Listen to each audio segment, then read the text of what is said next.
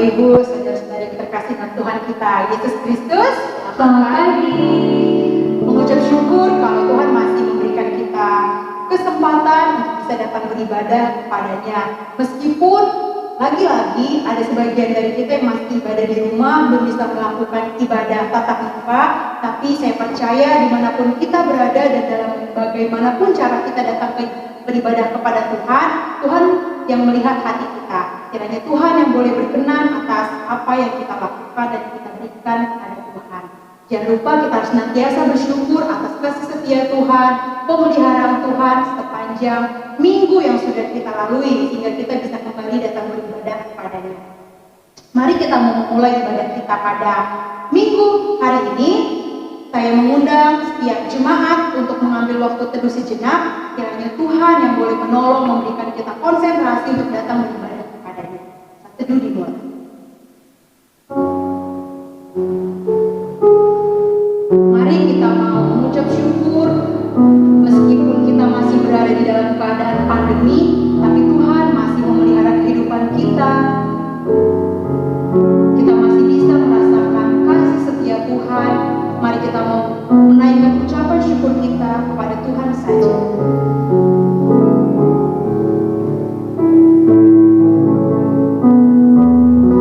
Mari kita juga mau mengakui segala dosa dan pelanggaran yang sudah kita perbuat yang tidak menyenangkan hati Tuhan. Biar Tuhan saja yang boleh melayakan kita datang kepadanya pada saat ini.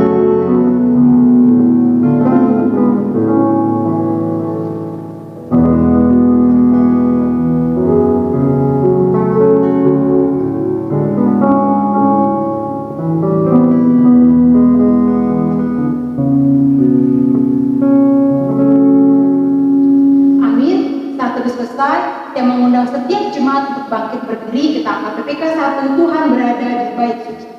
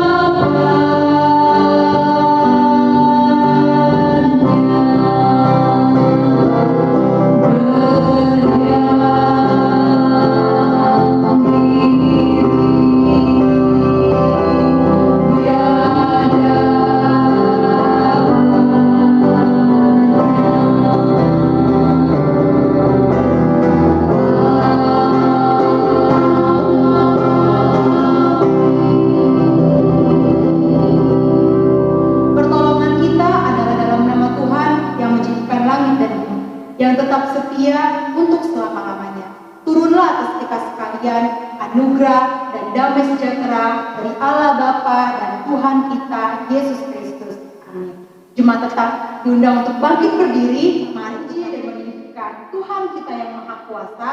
Kita mengangkat PPK nomor 8, puji Tuhan yang Maha Kuasa.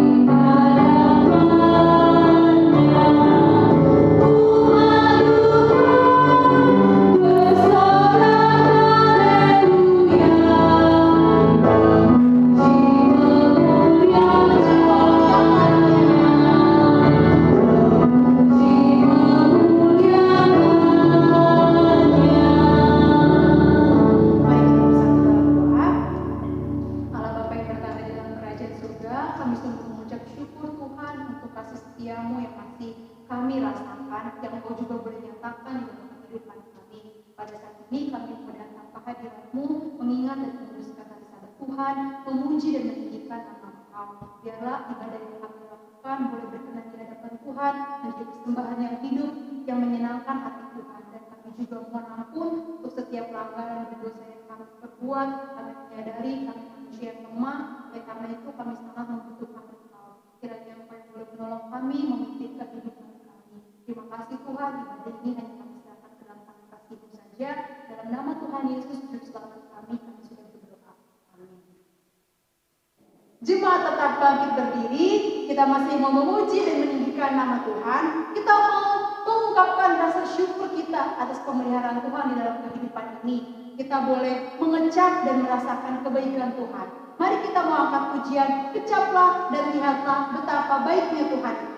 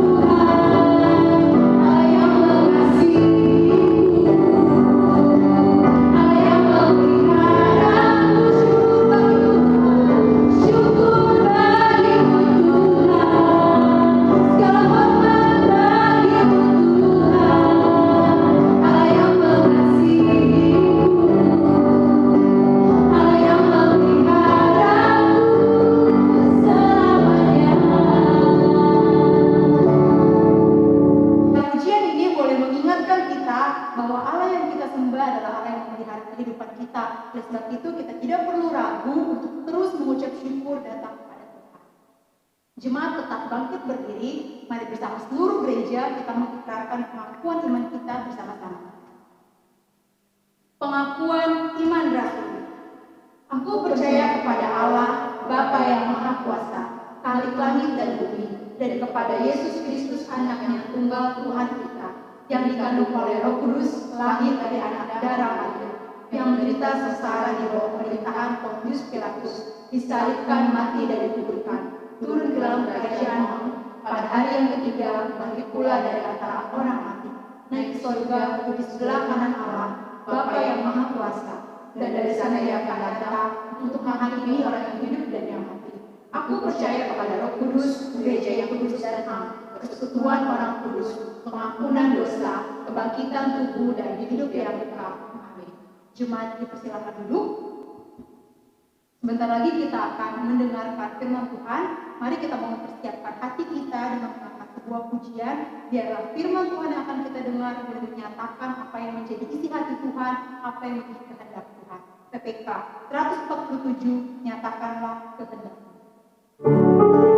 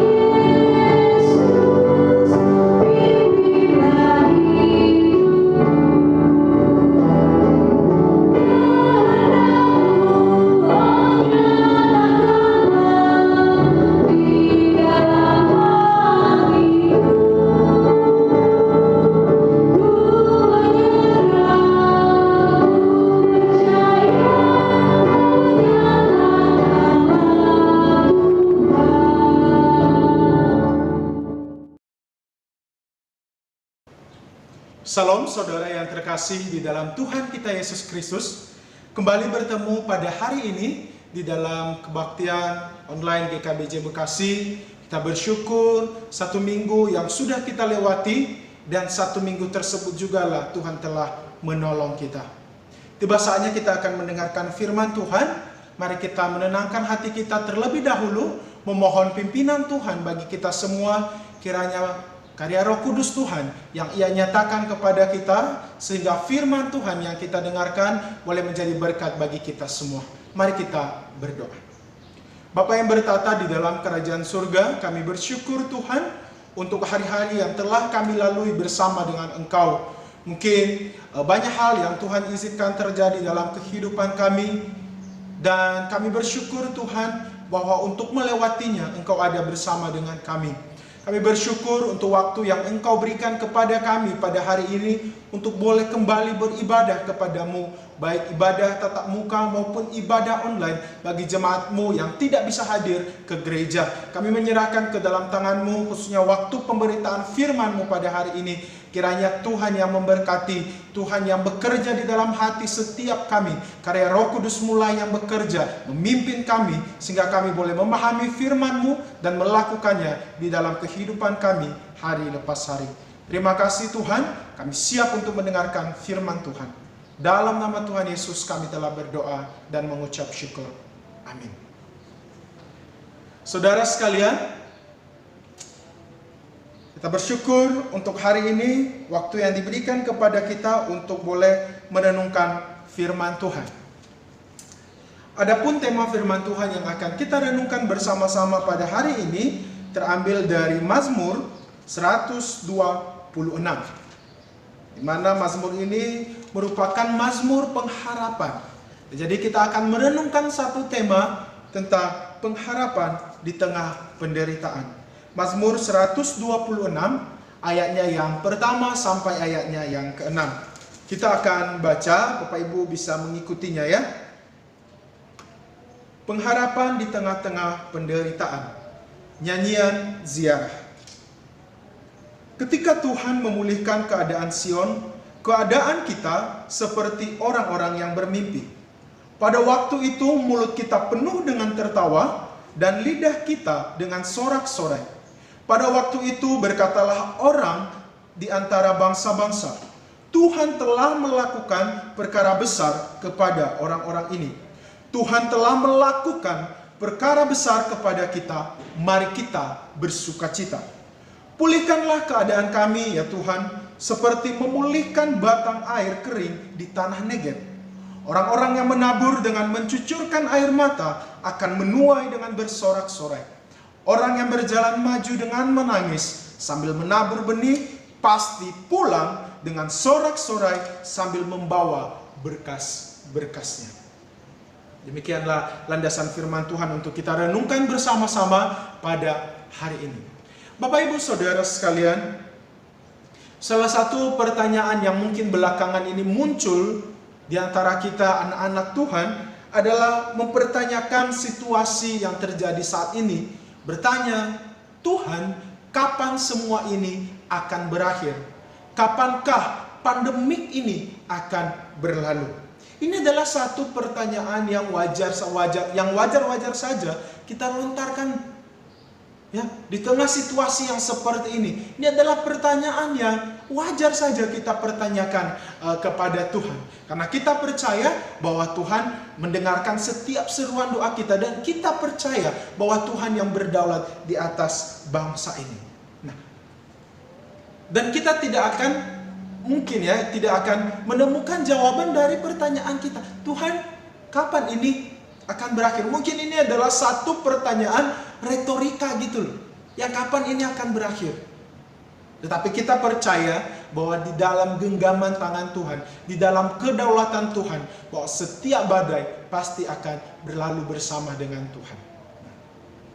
Tetapi sebagai anak-anak Tuhan, meskipun kita bisa mempertanyakan hal-hal yang seperti itu, tetapi saya juga percaya bahwa itu disertai dengan satu keyakinan, disertai dengan pengharapan, menunjukkan sikap bahwa kita berharap hanya kepada Tuhan saja. Kita melihat di dalam Mazmur yang sudah kita bacakan tadi, bagaimana juga umat Allah menyatakan pengharapannya kepada Tuhan, menyatakan keyakinannya kepada Tuhan di tengah situasi yang sedang mereka alami saat itu. Saudara, Mazmur 126 ayat 1 sampai 6 yang kita bacakan tadi merupakan satu mazmur yang dapat dikategorikan sebagai mazmur keyakinan atau mazmur pengharapan, di mana mazmur ini biasanya dinyanyikan oleh umat Allah ketika berziarah, sehingga sangat sudah diberitahukan kepada kita di bagian awal daripada mazmur ini, nyanyian ziarah.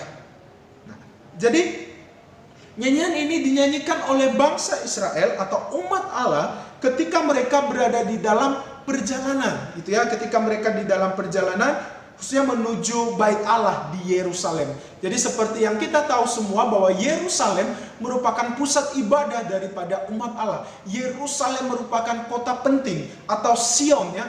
Kata lainnya Sion itu adalah Yerusalem. Merupakan sebagai satu tempat yang Allah pernah katakan bahwa Ia bertahta di sana. Jadi mereka beribadah di sana, menjadi pusat ibadah mereka. Nah, paling tidak mereka itu sekali setahun ke Yerusalem, karena kita tahu semua bahwa bangsa Israel sudah tersebar kemana-mana, apalagi setelah masa pembuangan mereka mungkin ada yang tinggal di pembuangan dan kemudian tersebar di berbagai tempat lainnya. Jadi paling tidak mereka itu ke Yerusalem sekali setahun untuk merayakan Paskah. Nah, jadi di dalam perjalanan menuju Yerusalem tersebut, mereka menyanyikan Mazmur 126 ini. Mereka menyanyikan bagaimana Tuhan telah menolong mereka, bagaimana Tuhan telah memulihkan keadaan mereka, dan mereka juga percaya bahwa Tuhan yang akan terus memulihkan keadaan mereka ke depan. Dan ini merupakan satu kesaksian akan Allah yang berkuasa memulihkan dan mendengarkan doa umatnya.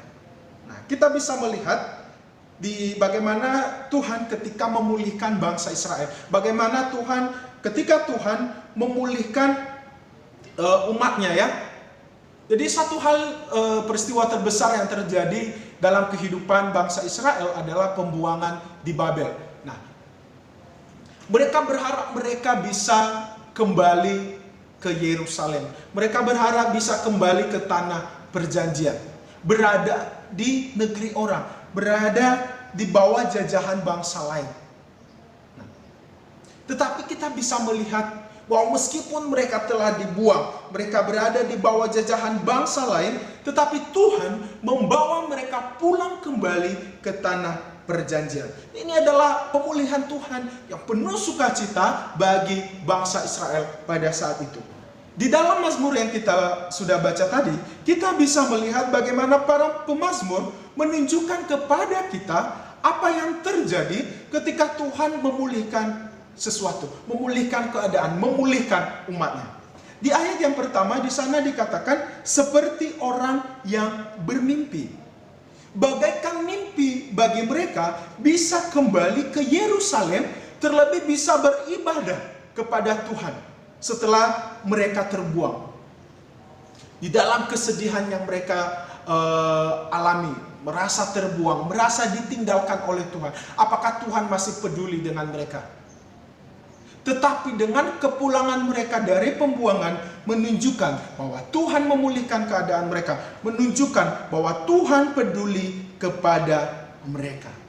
Nah, saudara sekalian, ketika kita melihat kehidupan kita, bukankah juga bagaikan mimpi ketika kita melihat bagaimana Tuhan menolong kita, bagaimana kita bisa melihat keadaan kita saat ini, kita ada saat ini, keluarga kita masih ada saat ini. Kita bisa melewati masa-masa sulit dalam kehidupan kita. Kita bisa melewati hal tersulit beberapa bulan kemarin, ya, bagaikan mimpi buruk ketika kita disuruh untuk berdiam di rumah lebih banyak daripada beraktivitas di luar rumah. Beberapa bulan bagaikan mimpi buruk bagi kita semua. Tetapi kita bisa melewatinya bersama dengan Tuhan. Bukankah itu bagaikan mimpi bagi kita semua?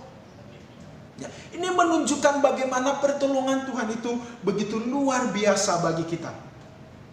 Nah, kemudian di ayat yang kedua dan yang ketiga menunjukkan sukacita besar ketika Tuhan telah memulihkan umatnya, maka itu menghasilkan satu sukacita yang luar biasa. Bagaimana bangsa Israel begitu bersukacita ketika mereka pulang ke kampung halaman mereka, pulang ke tanah perjanjian.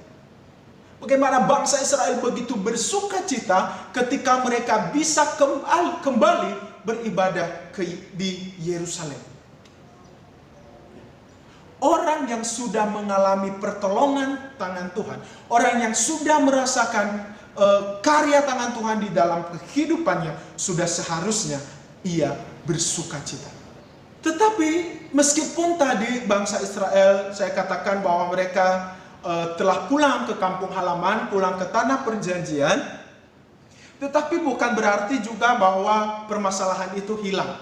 Bukan berarti mereka tidak mengalami lagi tantangan. Tetapi justru ketika mereka sudah kembali ke kampung halaman mereka, kembali mereka juga diperhadapkan dengan satu situasi yang sulit. Ya, mereka melihat bahwa kota kelahiran mereka, kampung halaman mereka telah hancur karena pada saat itu ya mereka diserang oleh musuh, khususnya misalnya bangsa Babilonia, mereka diserang dan kota mereka dihancurkan pastinya. Jadi mereka juga harus bekerja keras untuk membangunnya kembali, untuk membangun wilayah atau kota mereka kembali, gitu ya. Dan bukan hanya keadaan kota mereka saja yang perlu dibangun kembali, tetapi juga keadaan mereka gitu ya, secara pribadi mereka juga harus dipulihkan. Mereka juga harus memulai lagi situasi yang baru gitu ya. Mungkin mereka harus bertani, bekerja, dan memulai kehidupan yang baru pastinya.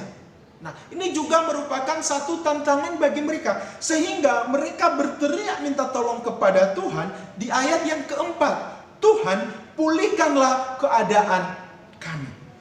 Nah, jadi mereka juga terus memohon kepada Tuhan untuk memulihkan keadaan mereka. Dan mereka menunjukkan pengharapan mereka dan menunjukkan keyakinan mereka bahwa Tuhan akan memulihkan keadaan mereka.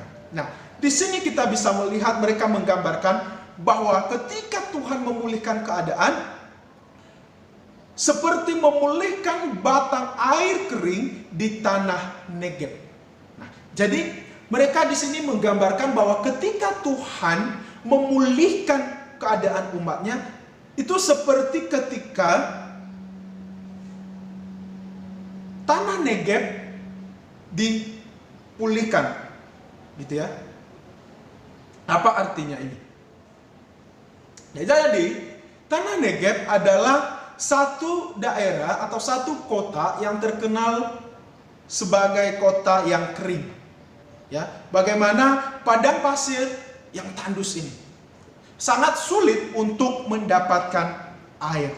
Tetapi yang menariknya adalah ketika sewaktu-waktu misalnya musim hujan tiba atau sekali-sekali turun di daerah tersebut, maka keadaannya akan berubah. Dari yang tadinya tanah tandus, padang pasir, berubah menjadi padang hijau yang penuh dengan rumput dan bunga, gitu ya. Yang tadinya batang air, ya tempat-tempat air mengalir gitu ya, mungkin misalnya pancuran atau misalnya kali-kali kecil gitu ya, yang tadinya kering, tetapi ketika hujan sebentar turun gitu ya, sewaktu-waktu musim hujan terjadi, walaupun jarang sekali terjadi hujan di padang pasir ya, tetapi kemudian tempat-tempat itu akan dipenuhi dengan air yang mengalir. Yang tadinya kering, sekarang penuh dengan air. Nah, pemulihan dari Tuhan digambarkan seperti itu. Ya, yang bagaimana Tuhan bisa mengubah krisis menjadi berkat. Nah, ini keyakinan umat Tuhan yang percaya bahwa Tuhan akan menolong dan memulihkan umatnya. Nah, kemudian ditegaskan kembali di ayat yang ke-6 ya. Bagaimana di sana digambarkan bahwa meskipun para petani itu menabur dengan cucuran air mata, tetapi mereka akan menuai dengan penuh sukacita. Ada kalanya para petani mengalami kegagalan ya di dalam bertani, gagal panen, entah itu karena banjir, kekeringan, atau serangan dari hama-hama gitu ya yang mencoba merusak pertanian mereka. Mungkin kita pernah melihat di berita bagaimana para petani kita mengalami gagal panen gitu ya, baru juga menanam, baru ijo-ijonya nih padi gitu ya misalnya, tetapi kemudian terkena banjir atau tiba-tiba terjadi masa kekeringan, tidak ada air, atau diserang oleh hama tikus dan lain sebagainya. Pasti hal ini menimbulkan kesedihan bagi mereka. Gagal panen itu adalah hal yang begitu menyedihkan, ya.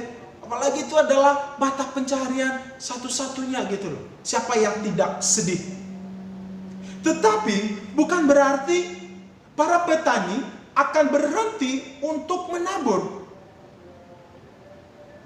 Tetapi mereka akan tetap menabur benih. Mereka akan tetap melaju meskipun penuh dengan kesedihan karena gagal panen, meskipun penuh dengan air mata, cucuran air mata karena memikirkan kegagalan sebelumnya.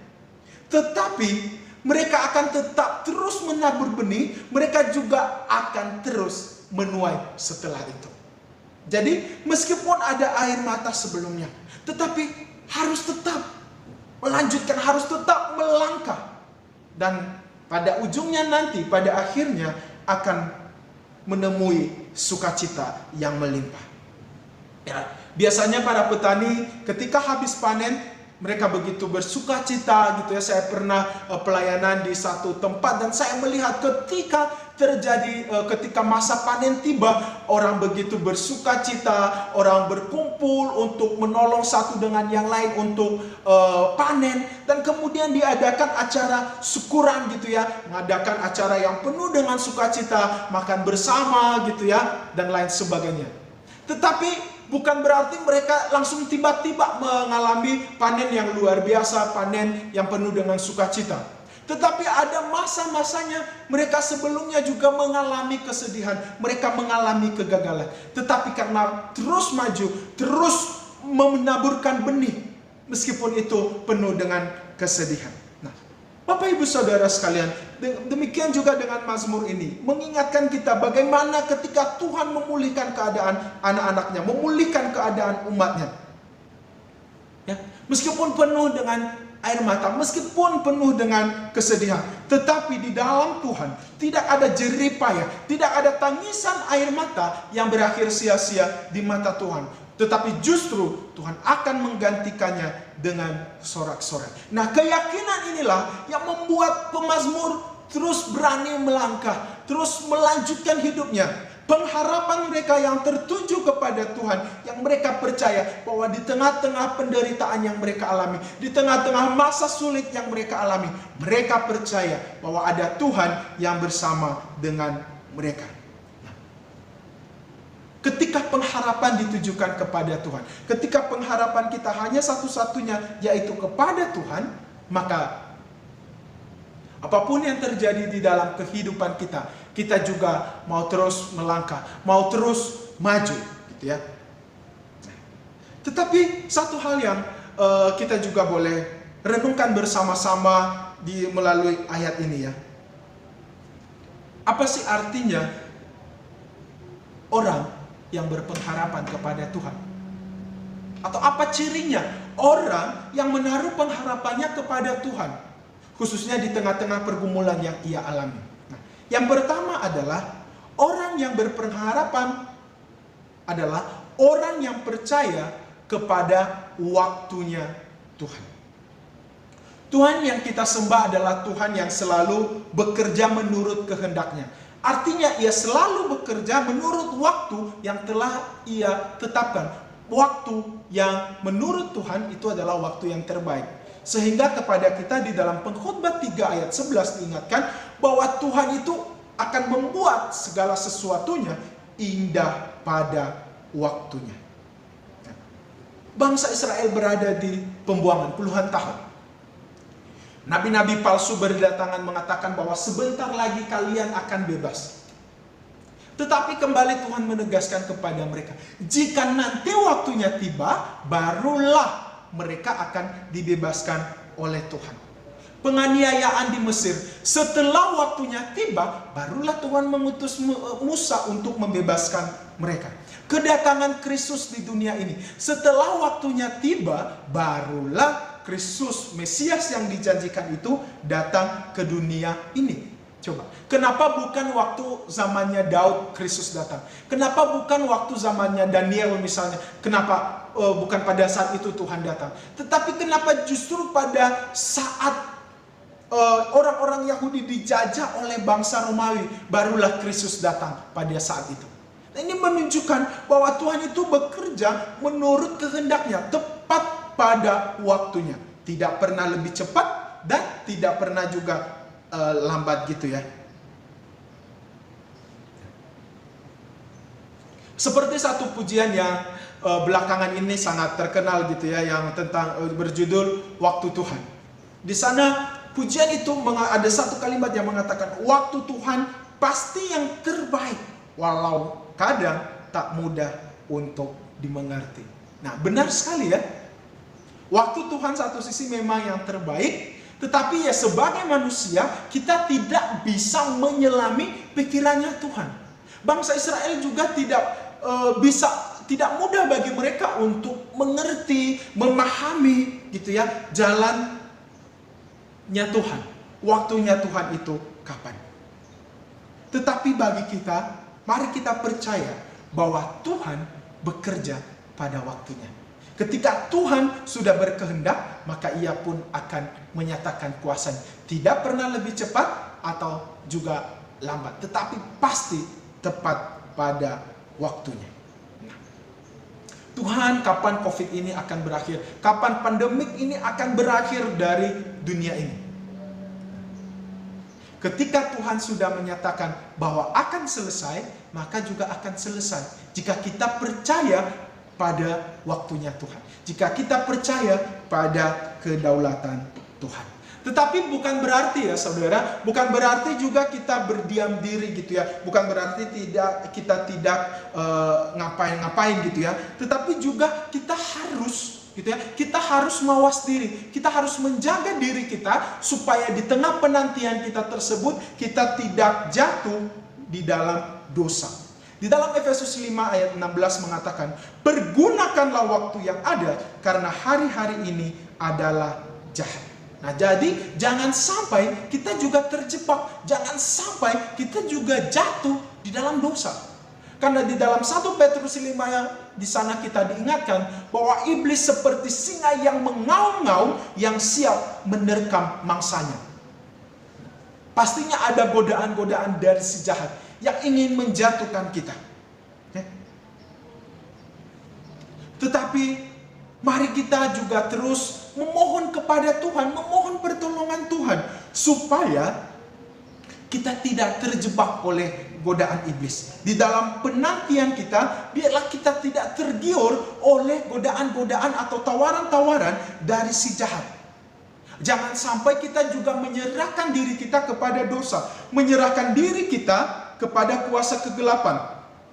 Tetapi jika kita percaya akan waktunya Tuhan, meskipun penuh dengan air mata kesedihan, kita tetap setia kepadanya. Itu yang pertama. Yang kedua, orang yang berpengharapan adalah orang yang percaya kepada cara kerjanya Tuhan. Nah, Tuhan itu adalah Tuhan yang kreatif, Tuhan yang bekerja dengan berbagai cara. Jadi biarkan Tuhan yang bekerja dengan caranya sendiri. Ya. Yang kita lakukan adalah hanya berserah kepada Tuhan. Tetapi bukan berarti pasrah gitu ya. Berserah dan pasrah beda-beda tipis ya saudara. Jangan sampai pasrah, ya udahlah. Whatever will be. Apa yang terjadi ya terjadilah. Enggak. Tetapi berserah kepada Tuhan adalah memang kita menaruh pengharapan kita, kehidupan kita ke dalam tangan Tuhan, tetapi juga disertai dengan kepercayaan bahwa Tuhan akan bekerja dengan caranya sendiri.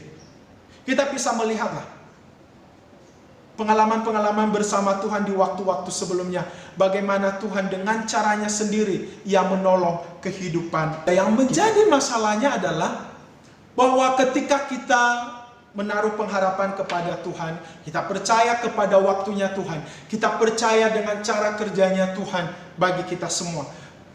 Tetapi ada kalanya, ternyata di dalam kehidupan kita sebagai anak-anak Tuhan, ternyata ada kalanya kita kehilangan harapan kita kepada Tuhan. Ya enggak? Ada waktu-waktu tertentu kita kehilangan pengharapan kita. Karena kita adalah manusia yang tidak sempurna. Ada kalanya kita jatuh di dalam dosa. Tetapi kabar baiknya kepada kita adalah bahwa ingat selalu saudara, bahwa kita adalah orang-orang yang hidup di bawah kasih karunia. Kita adalah orang-orang yang sudah diselamatkan. Artinya kepada kita diberikan Roh Kudus. Sehingga Roh Kudus inilah yang memimpin kita untuk taat, untuk tunduk kepada Tuhan. Meskipun tadi saya katakan ya, bahwa terkadang kehendak bebas yang kita miliki, terkadang salah kita gunakan. Ya, terkadang kita salah menggunakannya. Kita terkadang bisa memilih dosa. Terkadang kita memilih untuk tidak percaya kepada Tuhan. Terkadang kita memilih untuk tidak berharap kepada Tuhan. Terkadang kita terjebak karena mungkin saking lamanya menunggu sehingga kita mulai memikirkan hal-hal yang jahat tentang Tuhan. Terkadang kita membiarkan pikiran-pikiran kita ini kemana-mana gitu ya. Sehingga mulai meragukan akan kuasa Tuhan. Mulai tidak lagi menaruh pengharapan kepada Tuhan, tetapi menaruh pengharapannya kepada hal-hal yang lain. Tetapi ingatlah selalu, ingat selalu saudara, bahwa meskipun kita terkadang memilih dosa, memilih jatuh di dalam dosa ya, kehilangan pengharapan kita. Tetapi ingat selalu, bahwa di dalam tangan Tuhan, sebagai orang-orang yang sudah diselamatkan, ingat selalu, bahwa di sana tetap ada pemeliharaan Tuhan bagi kita. Tetap ada providensia Tuhan bagi kita semua. Artinya apa? Ingat selalu bahwa Tuhan selalu memberikan kesempatan kepada kita untuk bertobat. Jadi bukan berarti kita harus akhirnya meninggalkan Tuhan ketika kita sudah jatuh di dalam dosa. Enggak, tidak. Tetapi ingat selalu, Tuhan memberikan kita kesempatan kedua untuk boleh kembali kepadanya ketika kita mencarinya. Ingat tentang kisah Petrus. Bagaimana Petrus menyangkal Tuhan Yesus. Ya. Dari sekian tahun bersama dengan Tuhan, tetapi Petrus diperhadapkan dengan satu keadaan yang akhirnya membuat ia menyangkal Tuhan Yesus. Tetapi juga oleh kasih karunia Tuhan, Petrus diberikan kesempatan kembali untuk menyesali dosanya dan kemudian ia bertobat. Inilah providensia Allah bagi Petrus. Inilah bukti pemeliharaan Tuhan bagi anak-anaknya.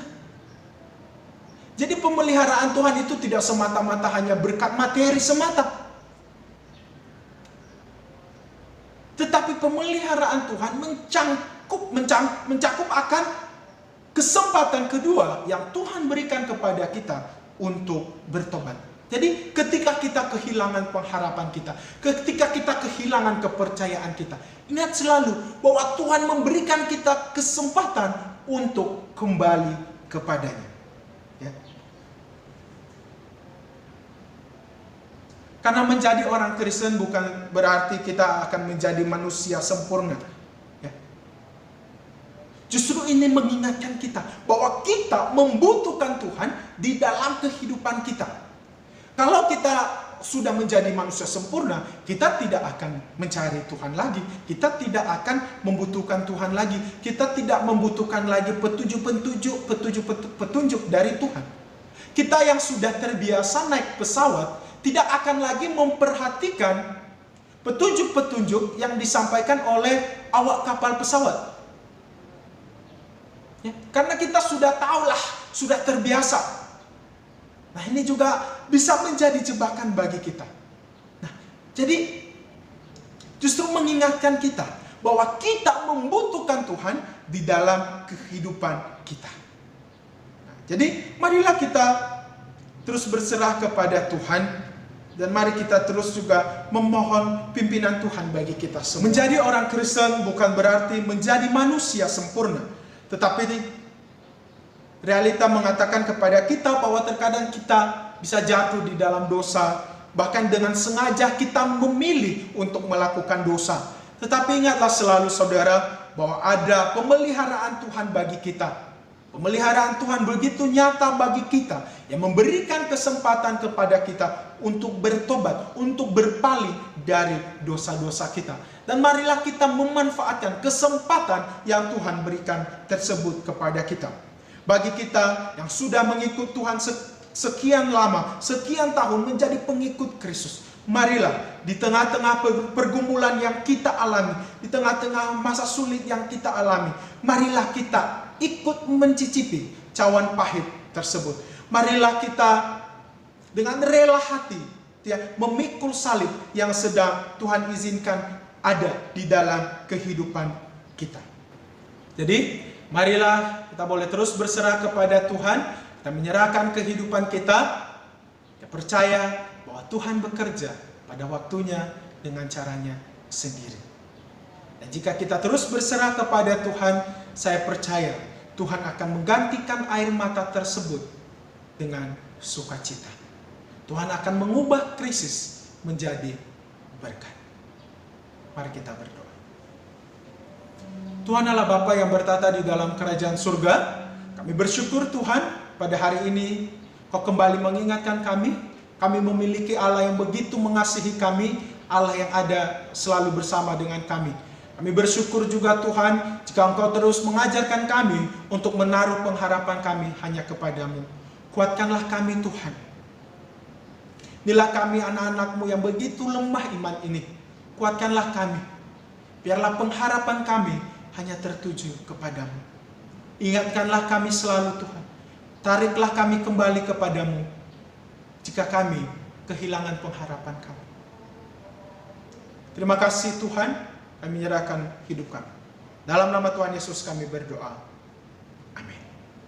Pada saatnya kita akan memberikan persembahan. Jemaat bisa memberikan persembahan yang melalui transfer ke rekening gereja. Untuk menaikkan rasa syukur kita mau angkat pujian.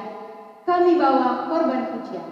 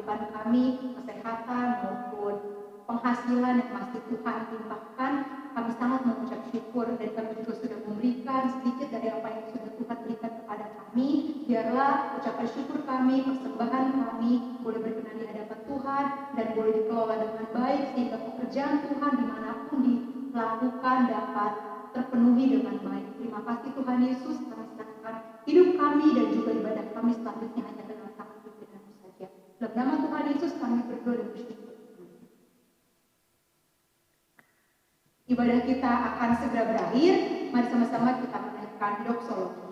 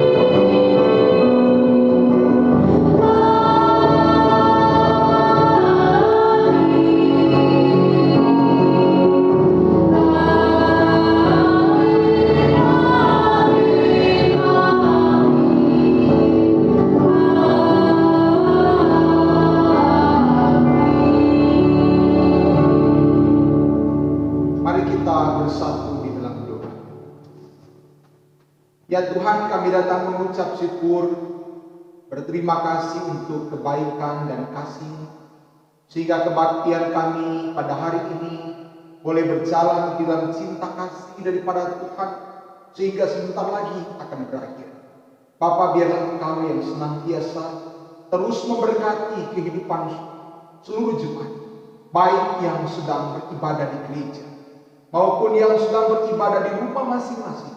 Biarlah segala berkat daripada Allah senantiasa dicurahkan, dilimpahkan dalam kehidupan jemaat kami. Berkati juga ya Tuhan, bagi para pelayan Tuhan pada hari ini. Biarlah Engkau yang senantiasa memberkati di dalam kehidupan pribadi lepas pribadi. Berkati semua yang sudah beribadah, baik online maupun tatap muka pada saat ini. Sidang jemaat yang terkasih, pujian sudah kita naikkan kepada Allah. Firman-Nya telah diberitakan kepada kita. Ini arahkan hatimu dan terimalah berkat dari Tuhan.